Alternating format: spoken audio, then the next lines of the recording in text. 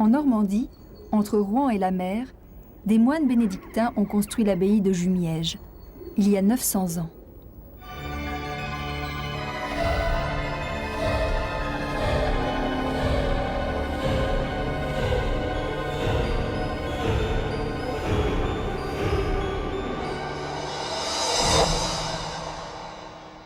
Retour vers le passé. Jusqu'au milieu du XXe siècle, les bords de la Seine n'étaient pas aménagés.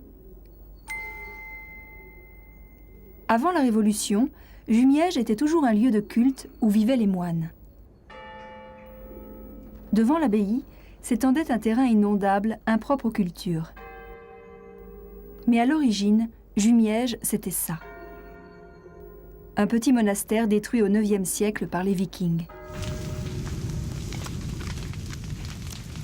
Ces peuples guerriers venus par la mer, du nord de l'Europe, pénétrèrent dans les terres en remontant les fleuves.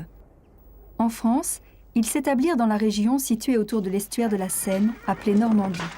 De nombreuses années plus tard, ces Normands ou leurs descendants ont constitué un duché, qui représente un pouvoir politique très fort. Sous leur autorité, tout un réseau de monastères est en construction. Saint-Martin de Beaucherville, l'abbaye du Valas, Saint-Vendrille, Jumièges est reconstruite. Cette abbaye, par sa magnificence, représente bien au XIe siècle l'essor du duché de Normandie. L'économie à cette époque est extrêmement prospère, la justice et la sécurité règnent, l'administration est efficace et sans ces atouts, il n'aurait pas été possible de construire autant d'églises abbatiales romanes.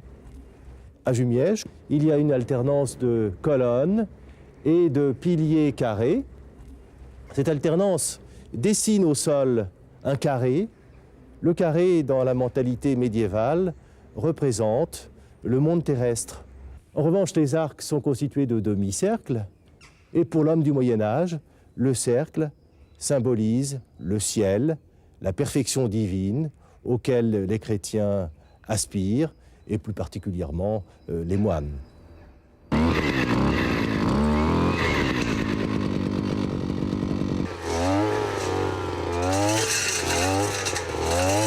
Saint Benoît insiste beaucoup sur le travail, puisqu'il dit « alors ils seront vraiment moines s'ils travaillent de leurs mains ».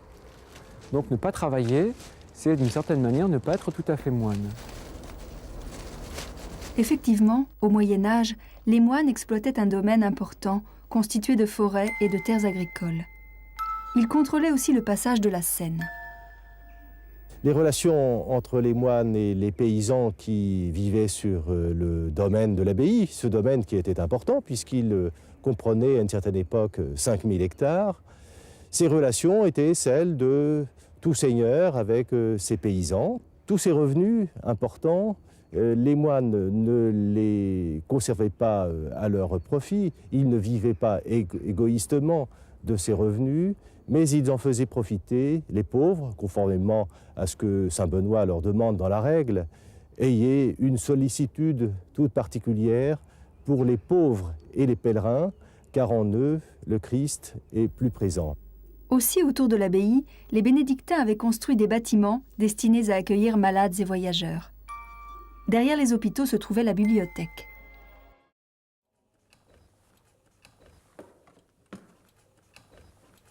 À l'époque romane, les églises et les abbayes étaient décorées de toutes parts, de l'extérieur jusqu'à l'intérieur. C'était des véritables livres d'images à toutes les échelles de l'architecture. On pouvait voir des scènes représentant la vie du Christ et des scènes de l'Ancien Testament, la vie des saints. Aucun espace n'était laissé libre. C'est le seul livre d'images que les fidèles peuvent consulter au jour des messes et des grandes fêtes religieuses, quand ils se rassemblent dans l'église. La palette, disons, est très restreinte. On a principalement l'ocre rouge et l'ocre jaune. Le bleu était plus rare parce qu'il était plus coûteux. On peut imaginer une peinture sur un enduit qui a déjà fait sa prise et qui est directement posé sur un badigeon de chaux, sur un fond blanc.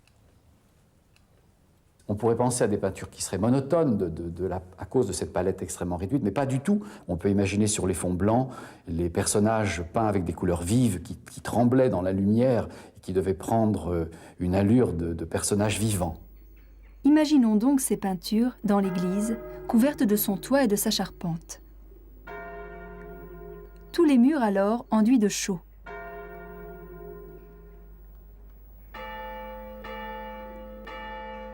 Et sur cet enduit, toute une religion racontée en images. En Normandie, au XIe siècle, on a conçu de grandes églises, non couvertes de lourdes voûtes de pierre, ce qui a permis de construire des édifices avec de grandes ouvertures et de faire pénétrer en abondance la lumière à l'intérieur des édifices. Verbum caro faetum est, Alleluia, Alleluia. Verbum caro faetum est, Alleluia. Alors les moines chantent tout le temps. Pourquoi est-ce qu'ils chantent tout le temps? Parce qu'ils veulent prier plus. Et Saint Augustin a dit « bis orat qui cantat ». Il prie 2 fois celui qui chante. Et exultavit spiritus meus. Au XIe siècle, à Jumièges, comme dans d'autres abbayes, le chant grégorien accompagne chaque office religieux. Pour les moines, c'est vraiment la Bible en musique. Les compositions grégoriennes sont liées au mot latin. L'accent chante.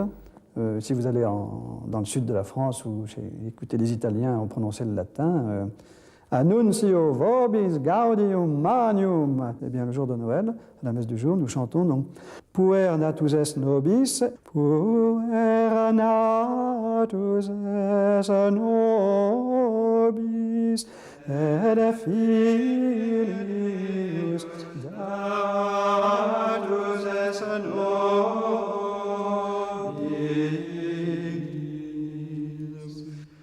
cuius in perium superum